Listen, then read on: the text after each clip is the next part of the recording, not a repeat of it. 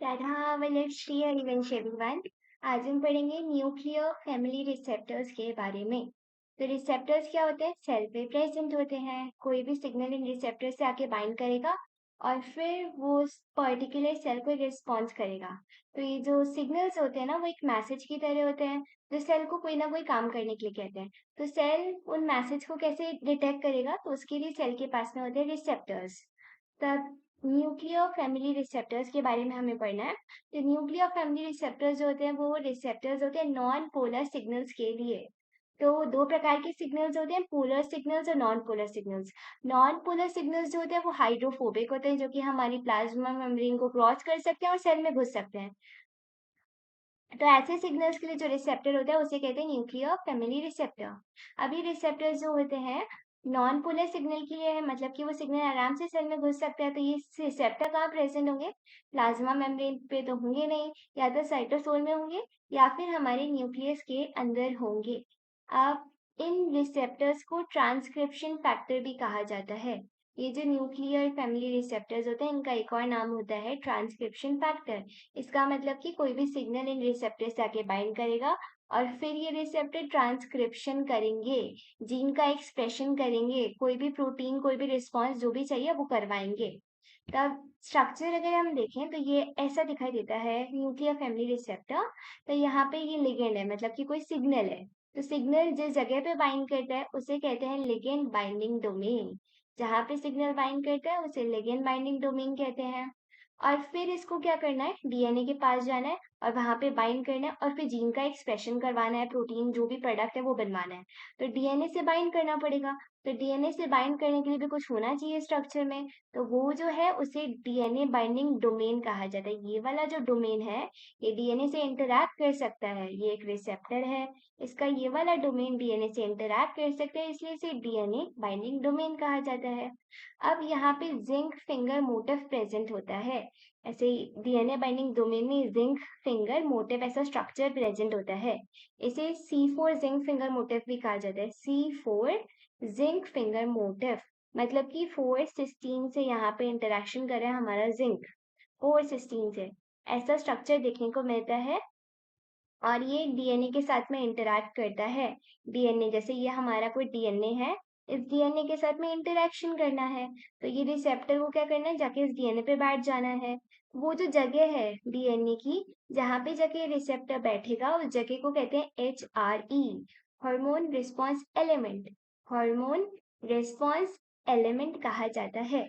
ऐसा स्ट्रक्चर देखने को मिलता है डीएनए बाइंडिंग डोमेन में। जो डीएनए से इंटरैक्ट करने वाला डोमेन है जिंक फिंगर मोटिव जिंक और फोर सिस्टीन देखने को मिलते हैं।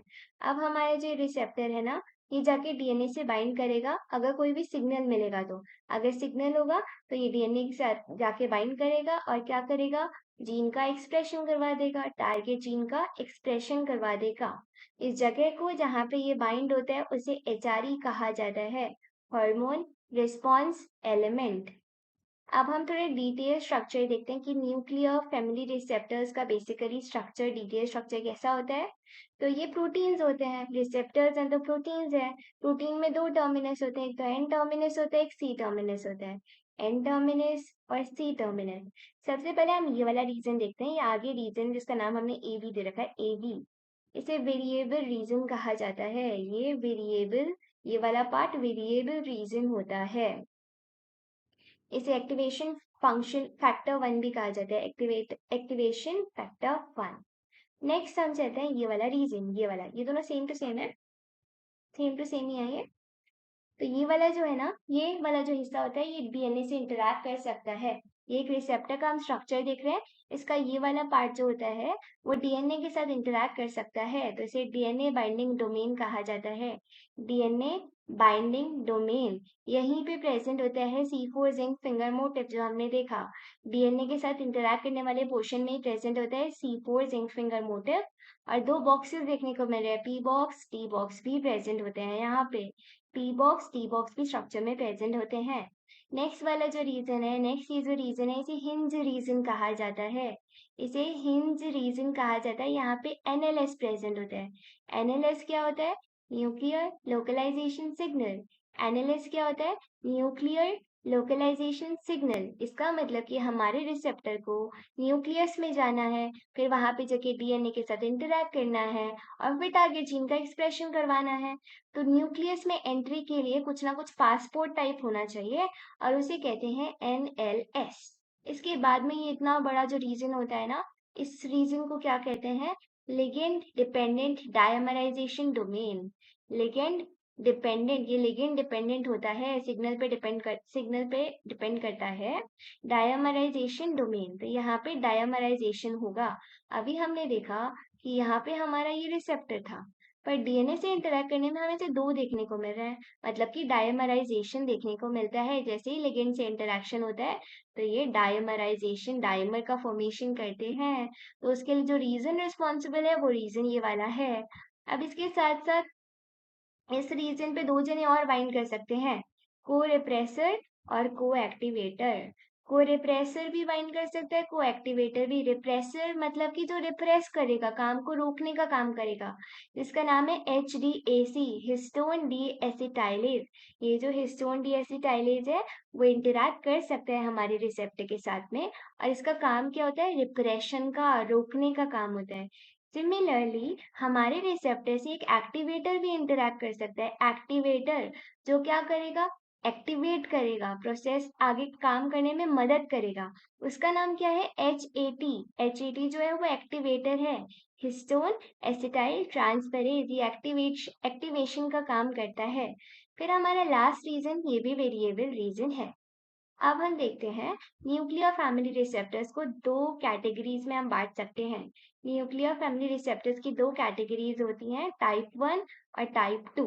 अब टाइप 1 क्या होंगे? कि कोई भी सेल की साइटोसोल में जो रिसेप्टर प्रेजेंट होते हैं ना, उन्हें टाइप 1 रिसेप्टर्स कहा जाता है। तो टाइप 2 क्या हो गए? ऐसे रिसेप्टर जो कि न्यूक्लियस में प्रेजेंट हो। एक रिसेप्टर तो हमारी सेल के अंदर साइटोसोल में घूम रहे हैं, और एक साइटोसोल में नहीं है, वो न्यूक्लियस में एंट्री ले लिया, वो न्यूक्लियस में प्रेजेंट, तो उन्हें टाइप 2 कहा जाता है। अब ये होमोडाइमर होंगे। होमोडाइमर का मतलब कि यहाँ पे डाइमराइजेशन हुआ, ये सेम टू सेम है, अगर ये भी सेम है ये भी सेम है तो ये होमोडाइमर होता है। मतलब कि जो टाइप 1 होते हैं वो होमोडाइमर होते हैं, जबकि टाइप 2 जो होते हैं ना वो अलग अलग दिखते हैं, तो वो हेट्रोडाइमर होते हैं। क्या होते हैं? हेट्रोडाइमर होते हैं। इसके साथ साथ receptor bound with HSP90 cytosol. इसका मतलब कि अभी हमने देखा टाइप 1 वाले कहाँ प्रेजेंट होंगे?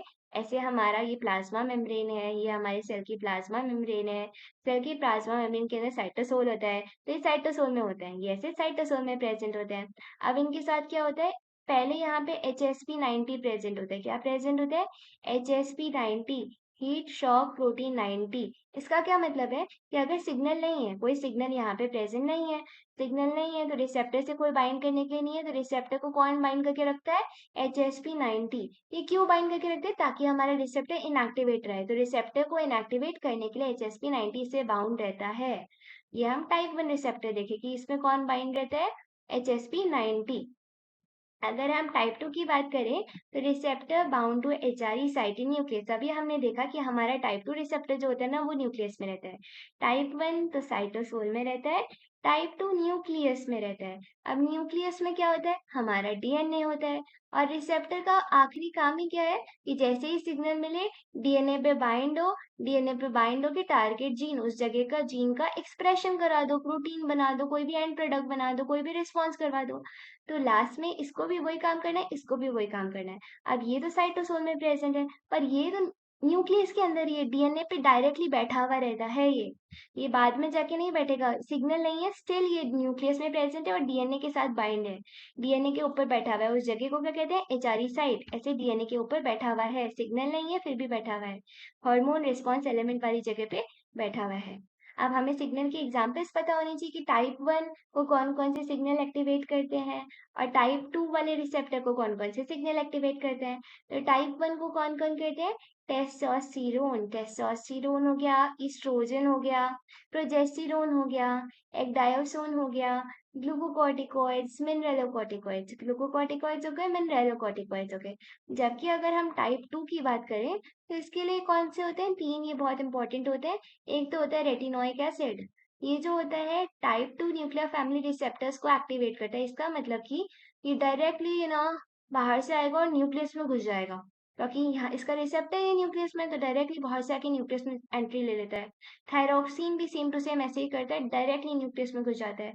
125 डाइहाइड्रोक्सीकोलिक एसिफेरॉल, 125 डाइहाइड्रोक्सीकोलिक एसिफेरॉल, ये भी एक सिग्नल ही होता है छोटू सा, और ये भी डायरेक्टली न्यूक्लियस में घुस जाता है और अपने रिसेप्टर के साथ जाके बाइंड करेगा और फिर कोई ना कोई रिस्पॉन्स देखने को मिलेगा। तो अब हम डिटेल में देखते हैं टाइप 1 रिसेप्टर सिग्नलिंग कैसे होती है। तो हमें पता है कि ये वाले रिसेप्टर्स जो होते हैं वो कहाँ प्रेजेंट होते हैं, साइटोसोल में प्रेजेंट होते हैं। इनके लिए कौन सा सिग्नल बाइंड करता है, तो नॉन पोलर सिग्नल जो कि आसानी से बिल्कुल प्लाज्मा मेम्ब्रेन को क्रॉस करके साइटोसोल में घुस जाएगा। कुछ एग्जांपल्स दे रखे, जैसे कि अभी हमने यहाँ पे देखे ये वाले एग्जांपल्स, ईस्ट्रोजन हो गया, ग्लूकोकॉर्टिकॉइड हो गया, प्रोजेस्टेरोन हो गया, मिनरलोकॉर्टिकॉइड हो गए। तब रिसेप्टर हमारे साइटोसोल में है, तो पहले तो कोई सिग्नल था नहीं, तो रिसेप्टर को इनएक्टिवेट करना था, तो HSP90 था यहाँ पे जिसने रिसेप्टर को इनएक्टिवेट कर रखा था। पर जैसे ही सिग्नल आया, यहाँ पे हम एक ग्लूकोकॉर्टिकॉइड का एग्जाम्पल ले रहे हैं, जैसे ही सिग्नल आया, तो सिग्नल आते क्या होगा, HSP90 को हटा दिया जाएगा, इसे हटने के लिए कह देगा, तो ये हट गया। अब HSP90 जैसे ही हटा, तो अब यहाँ पे सिग्नल बाइंड कर जाएगा, ठीक है, हमारा रिसेप्टर एक्टिवेट होगा। एक्टिवेट होने के बाद हमने देखा था दो बन जाते हैं, डायमराइजेशन हो जाता है, तो रिसेप्टर का डायमराइजेशन होगा। सिग्नल की वजह से रिसेप्टर एक्टिवेट हुआ, डायमराइजेशन हुआ। अब इसे दिन भर तो साइटोसोल में रहना नहीं है, न्यूक्लियस में जाना है, तो न्यूक्लियस के लिए पासपोर्ट भी चाहिए एनएलएस, तो एनएलएस भी एक्सपोज हो जाते हैं, दिखने लग जाते हैं, एनएलएस देखने को मिल जाते हैं न्यूक्लियर लोकलाइजेशन सिग्नल, ताकि आसानी से न्यूक्लियस में चला जाए। तो अब क्या करेगा, हमारा ये रिसेप्टर न्यूक्लियस में चला जाएगा, और ये न्यूक्लियस में चला गया, और जो भी पर्टिकुलर जगह है, जो भी साइट है, HRE site, HRE hormone response element, वहां पे जाके बाइंड कर जाता है। अब इसका एक फ्रेंड भी है जो उसकी मदद करेगा, एक्टिवेटर, क्योंकि इन्हें तो काम करना है, सिग्नल है, एक्टिवेशन ही होगा। तो इसका जो फ्रेंड है, जो एक्टिवेटर है, इसका नाम है HAT, histone acetyl transferase. Histone acetyl transferase. अभी एक्टिवेटर कैसे मदद करेगा, तो ये एक्टिवेशन करेगा, मतलब कि ये एसिटाइल ग्रुप लगा देगा, हमारे डीएनए पे एसिटाइल ग्रुप लगा देगा।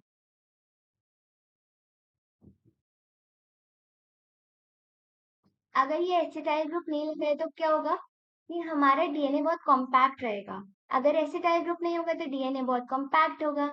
डीएनए कॉम्पैक्ट होगा तो टारगेट जीन्स का एक्सप्रेशन नहीं हो पाएगा। तो अगर टारगेट जीन्स का एक्सप्रेशन करना है तो डीएनए को लूज करना पड़ेगा, इसलिए HAT एसिटाइल ग्रुप्स लगा देता है, और यूक्रोमैटिन डीएनए का फॉर्मेशन हो जाता है। अब इजीली टारगेट जीन का एक्सप्रेशन हो जाएगा। जो सिग्नल एंटर किया था वो किसी ना किसी पर्टिकुलर रिस्पॉन्स के लिए अंदर एंटर किया था, तो आपको रिस्पॉन्स देखने को मिल जाएगा। प्रोटीन्स का फॉर्मेशन हो जाएगा, जैसे यहाँ पे जीन एक्सप्रेशन होगा, मतलब कि डीएनए से आरएनए बन जाएगा, आरएनए से प्रोटीन बन जाएगा, हमारा एंड प्रोडक्ट बन जाएगा। इस टाइप की सिग्नलिंग जो थी वो टाइप 1 थी। तो टाइप 1 बहुत ही सिंपल होता है, सिग्नल आता है, रिसेप्टर एक्टिवेट होता है, फिर रिसेप्टर न्यूक्लियस के अंदर जाता है, फिर रिसेप्टर का एक फ्रेंड भी है HAT, और फिर आराम से टारगेट जीन एक्सप्रेशन हो जाएगा। अब हम देखते हैं टाइप 2 सिग्नलिंग कैसे डिफरेंट होती है। तो टाइप 2 सिग्नलिंग के पहले आपको सिग्नल्स की एग्जांपल पता होनी चाहिए, जो हमने 3 देखे थे यहाँ पे, रेटिनोइक एसिड, थायरॉक्सिन, 125 डाइहाइड्रोक्सीकोलिक एसिफेरॉल। तो इनका तो डायरेक्ट काम है कि डायरेक्टली न्यूक्लियस में घुस जाओ, तो ये क्या करेंगे, डायरेक्टली न्यूक्लियस में चले जाएंगे। अब जब ये नहीं थे तो क्या था कि इनका जो रिसेप्टर था ना, वो बैठा हुआ था, डीएनए पे ऑलरेडी बैठा हुआ था, HRE साइट पे ऑलरेडी प्रेजेंट था, और तब रिप्रेशन करना था, तब कुछ काम तो करना नहीं था क्योंकि सिग्नल ही नहीं था। तो अब यहाँ पे तब कौन मदद कर रहा था, रिप्रेसर, को रिप्रेसर, जिसका नाम है HDAC, हिस्टोन डीएसिटाइलेज, मतलब कि एसिटाइल ग्रुप को हटाने वाले। यहाँ पे कोई एसिटाइल ग्रुप नहीं है, तो हमारा डीएनए हेट्रोक्रोमैटिन वाली फॉर्म में होगा। यहाँ पे क्या करता है एक्टिवेटर, एसिटाइल ग्रुप लगा देता है, हमारा डीएनए लूजन अप हो जाता है, तो यूक्रोमैटिन फॉर्म बन गई थी। पर अभी यहाँ पे रिप्रेसर है, एक्टिवेशन नहीं करना है, रिप्रेशन करना है, क्योंकि सिग्नल ही नहीं था। अगर हम अज्यूम करें सिग्नल ही नहीं था, तो फिर क्या होगा, यहाँ पे HDAC होगा, हिस्टोन डीएसिटाइलेज, और हेट्रोक्रोमैटिन वाली फॉर्म होगी, बहुत कॉम्पैक्टेड फॉर्म होगी, कोई भी एक्सप्रेशन नहीं होगा जीन्स का। अब क्या होगा, एंट्री होगी सिग्नल की। तो हमारा सिग्नल प्रेजेंट है, जैसे कि try iodothyronine thyroxine signal present है, ठीक है। अभी प्रेजेंट है तो सिग्नल आया, तो सिग्नल रिसेप्टर से बाइंड करेगा, रिसेप्टर से बाइंड करेगा तो रिसेप्टर को एक्टिवेट कर देगा, रिसेप्टर का एक्टिवेशन हो जाएगा। तो अब इसी रिप्रेसर का तो कोई काम ही नहीं है, अब तो एक्टिवेशन का काम है। तो अब एक्टिवेशन करेंगे कौन होता है, हैट हिस्टोन एसिटाइल ट्रांसफेरेज। ये क्या करेगा, एसिटाइल ग्रुप लगा देगा, डीएनए लूजन हो जाएगा, बिल्कुल भी कॉम्पैक्ट नहीं रहेगा, यूक्रोमैटिन डीएनए बन गया, आसानी से जीन्स का एक्सप्रेशन हो जाएगा। तो इस टाइप की सिग्नलिंग को टाइप 2 सिग्नलिंग कहा जाता है।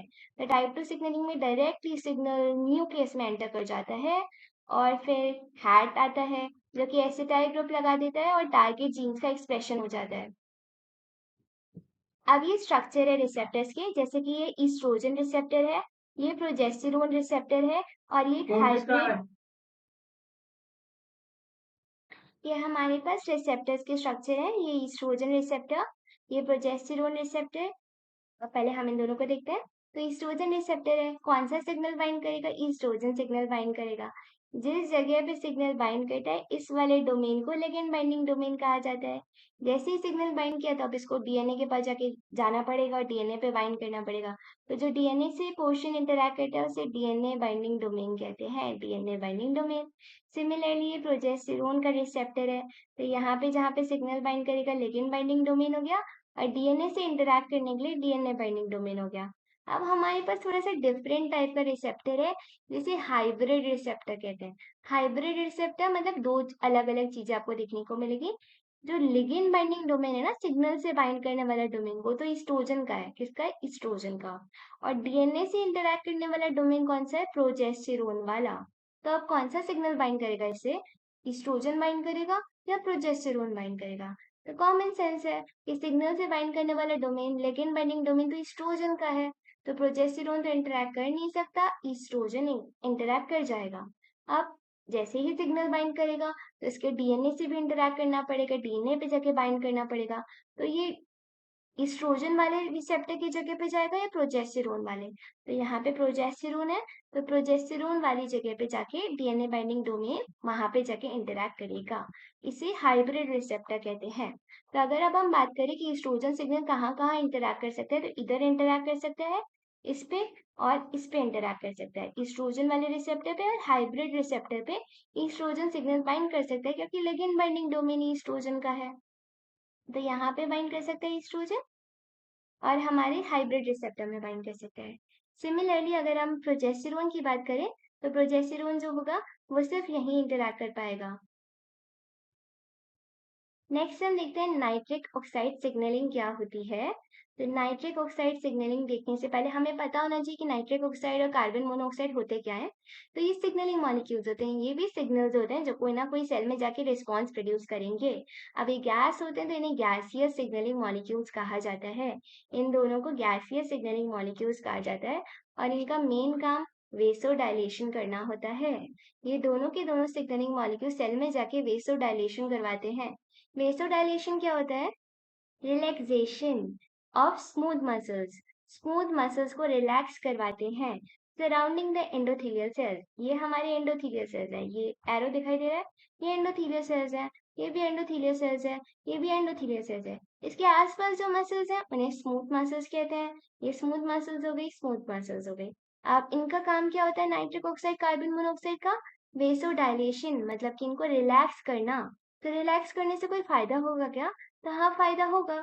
अगर स्मूथ मसल्स रिलैक्स हो जाएगी तो यहाँ पे एंडोथेलियल सेल से जो ब्लड फ्लो हो रहा था वो आसानी से फ्लो होने लग जाएगा। ब्लड फ्लो की जो रेट है वो इंक्रीज हो जाएगी, क्योंकि अब ब्लड आसानी से फ्लो कर सकता है। इसी को वेसोडाइलेशन कहते हैं। अगर यहाँ पे स्मूथ मसल्स रिलैक्स होने की बजाय कॉन्ट्रैक्ट हो जाए, स्मूथ मसल्स कॉन्ट्रैक्ट हो जाए तो क्या देखने को मिलेगा, वेसो कॉन्स्ट्रिक्शन, मतलब यहाँ पे कॉन्स्ट्रिक्शन देखने को मिलेगा। तो ब्लड फ्लो क्या हो जाएगा, डिक्रीज हो जाएगा।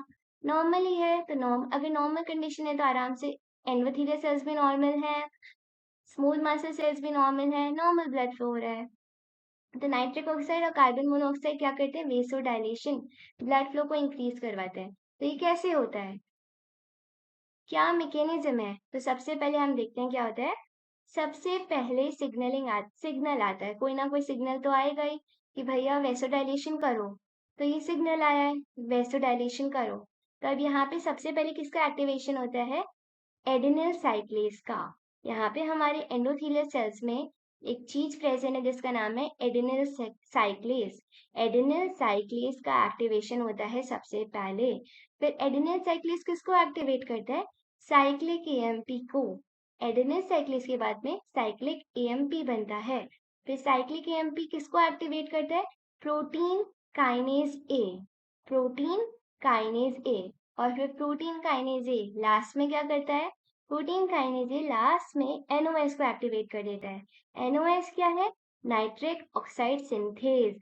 कि नाइट्रिक ऑक्साइड बनाओ भाई। अब ये सिग्नलिंग हम क्यों कर रहे हैं कि नाइट्रिक ऑक्साइड बनना चाहिए। तो नाइट्रिक ऑक्साइड बनने के लिए कोई एंजाइम होनी चाहिए जिसका नाम है नाइट्रिक ऑक्साइड सिंथेज। और ये ऐसे ही एक्टिवेट तो होगी नहीं, इसको एक्टिवेट करने के लिए बहुत लंबा कुछ याद करना पड़ेगा। तो क्या करना पड़ेगा? ये हमारे पास पहले कोई न्यूरल सिग्नलिंग होगी। फर्स्ट नंबर पे एक्टिवेशन होगा एडेनिल साइक्लेज का। एडेनिल साइक्लेज के बाद में साइक्लिक एएमपी। साइक्लिक एएमपी, फिर प्रोटीन काइनेज ए, फिर फोर्थ नंबर पे जाके एनओएस एक्टिवेट हो गया है। अब एनओएस एक्टिवेट हो गया और एनओएस को कहा गया है कि तुम्हें नाइट्रिक ऑक्साइड बनाना है। तो ये कैसे बनाएगा? जो आर्जिनिन होगा ना, ये आर्जिनिन का इस्तेमाल करेगा। आर्जिनिन का इस्तेमाल करेगा। इसको और भी चीजें चाहिए, जैसे O2 चाहिए। इसको काम करने के लिए O2 चाहिए और NADPH चाहिए। NADPH। अब ये क्या करेगा? आर्जिनिन को पकड़ेगा और आर्जिनिन को पकड़ के क्या बना देगा? जो हमें चाहिए, नाइट्रिक ऑक्साइड। हमें नाइट्रिक ऑक्साइड ही तो बनाना है। तो नाइट्रिक ऑक्साइड बनाएगा और सिट्रुलिन बनाएगा। तो ये क्या बनाएगा आर्जिनिन से? सिट्रुलिन और नाइट्रिक ऑक्साइड। क्या बनाएगा? सिट्रुलिन और नाइट्रिक ऑक्साइड। तो अब हमारे पास नाइट्रिक ऑक्साइड बन गया है। तो नाइट्रिक ऑक्साइड बनने के बाद में एक जगह तो रहेगा नहीं। Nitric oxide on the spot क्या करेगा? डिफ्यूज करेगा।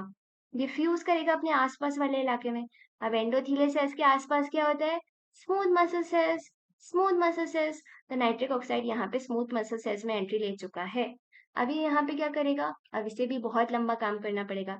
लास्ट में तो हमें पता है क्या होना चाहिए? वेसोडाइलेशन होना चाहिए, रिलैक्सेशन होना चाहिए, ताकि ब्लड फ्लो इंक्रीज हो जाए। तो इतनी आसानी से नहीं होगा, बीच में बहुत सारे जनों को एक्टिवेट करना पड़ेगा।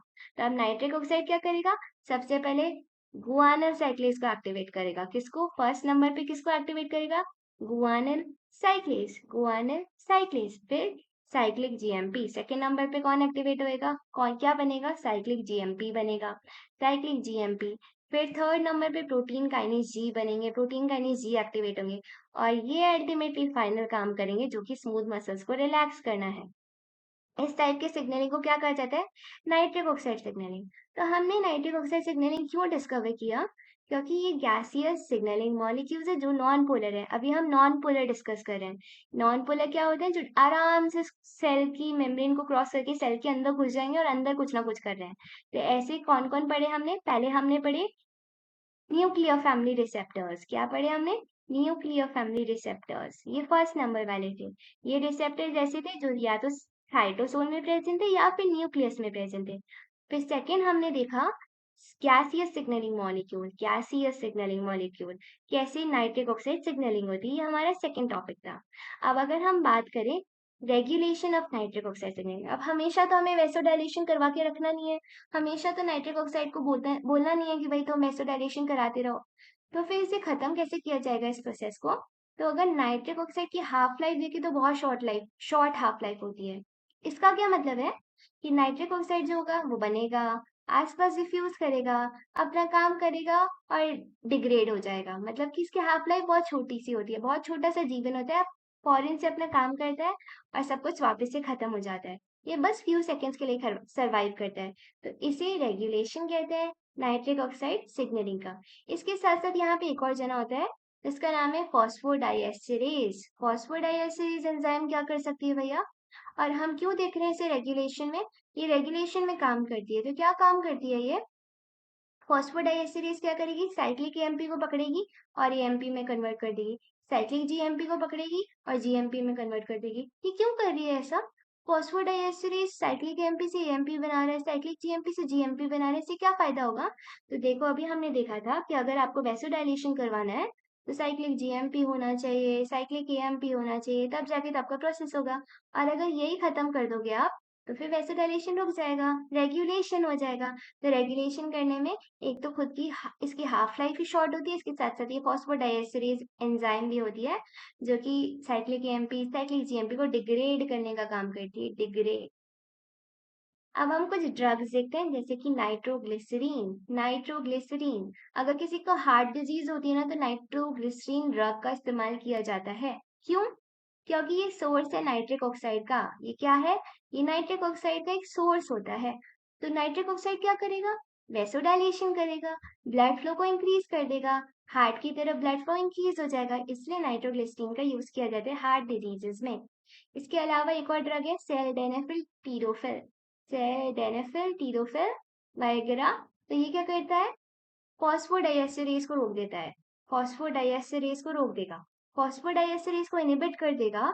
तो फिर आपके पास में एएमपी जीएमपी जो फॉस्फोडाइएस्टरेज बना रहा था, साइक्लिक एएमपी से एएमपी, साइक्लिक जीएमपी से जीएमपी, वो नहीं बनेगा। ये दोनों कंटिन्यूअसली प्रेजेंट रहेंगे, कंटिन्यूअस वैसोडाइलेशन होता रहेगा, कंटिन्यूअसली ब्लड फ्लो इंक्रीज होता रहेगा, आराम से ब्लड फ्लो होता रहेगा, वैसोडाइलेशन होता रहेगा। तो इसी तरह हमने नॉन पोलर मॉलिक्यूल्स के रिसेप्टर को खत्म कर लिया है। अब हम नेक्स्ट देखेंगे पोलर सिग्नलिंग मॉलिक्यूल्स के रिसेप्टर के बारे में। पोलर सिग्नल्स कौन से सिग्नल्स होते हैं? जो हाइड्रोफिलिक होते हैं, जो कि हमारे सेल की मेम्ब्रेन को क्रॉस नहीं कर सकते हैं। तो इनके रिसेप्टर्स कहाँ प्रेजेंट होंगे? सेल के बाहर, प्लाज्मा मेम्ब्रेन पे। सेल के बाहर नहीं, प्लाज्मा मेम्ब्रेन पे। कहाँ पे प्रेजेंट होंगे? साइटोसोल के बाहर, मतलब साइटोसोल के बाहर जैसे कि प्लाज्मा मेम्ब्रेन पे। अब पहला रिसेप्टर जो हमें पढ़ना है उसका नाम है जीपीसीआर। जीपीसीआर, जी प्रोटीन कपल रिसेप्टर। जी प्रोटीन कपल रिसेप्टर, ये एक रिसेप्टर है जिससे सिग्नल आके बाइंड करेगा। तो ये क्या होगा? पोलर सिग्नल आके इसे बाइंड करेगा। ये ट्रांस मेम्ब्रेन होता है, ऐसे ये हमारी प्लाज्मा मेम्ब्रेन है, इस पे ये प्रेजेंट है, तो इसे ट्रांस मेम्ब्रेन कहते हैं। क्या कहते हैं? Transmembrane. ये हमारा जीपीसीआर है, ये एक रिसेप्टर है जिससे आके सिग्नल बाइंड करेगा और फिर कोई रिस्पॉन्स देखने को मिलेगा। तो अब यहाँ पे जी क्यों यूज किया गया है? जी जी जी जी का क्या मतलब होता है? Guanine nucleotide binding protein. क्या होता है? Guanine nucleotide binding protein. इसका मतलब कि हमारे प्यारे रिसेप्टर के सी टर्मिनस पे, हमारे प्यारे रिसेप्टर के सी टर्मिनस पे कुछ प्रोटीन्स होते हैं, कुछ प्रोटीन्स प्रेजेंट है। देखो ये प्रोटीन है, ये वाला प्रोटीन है, ये वाला प्रोटीन है, और यहाँ पे जी न्यूक्लियोटाइड है, मतलब कि जीडीपी प्रेजेंट होता है, जीपीपी ऐसा कुछ देखने को मिलता है। ऐसे टाइप के रिसेप्टर्स को जीपीसीआर कहा जाता है, जी प्रोटीन कपल रिसेप्टर। यहाँ पे जी प्रोटीन्स लिंक्ड होते हैं सी टर्मिनस पे। अब कौन कौन से सिग्नल है जो हमारे प्यारे रिसेप्टर को एक्टिवेट करेंगे, हमारे प्यारे रिसेप्टर से बाइंड करेंगे, या फिर ऐसे कौन कौन से पोलर सिग्नलिंग मॉलिक्यूल्स है? क्योंकि ये तो पोलर है, बाहर बाइंड करना पड़ेगा इन्हें, ये क्रॉस तो कर नहीं सकते प्लाज्मा मेम्ब्रेन को। तो ऐसे सिग्नल्स कौन कौन से होते हैं? विजन के लिए रोडोप्सिन, विजन देखना, रोडोप्सिन। फिर ऑल्फेक्शन, स्मेल से रिलेटेड कौन है? ओडोरेंट मॉलिक्यूल्स। ऑल्फेक्शन वाले जो होते हैं उनके भी रिसेप्टर्स कैसे होते हैं? ऐसे जीपीसीआर रिसेप्टर्स होते हैं। टेस्ट के लिए जो रिसेप्टर्स होते हैं ना, जो भी सिग्नल है वो कोई ना कोई टेस्ट देते हैं, उनके रिसेप्टर्स भी जीपीसीआर होते हैं। ग्लूकागन का receptor G for glucagon, G for GPCR, GPCR receptor होता है।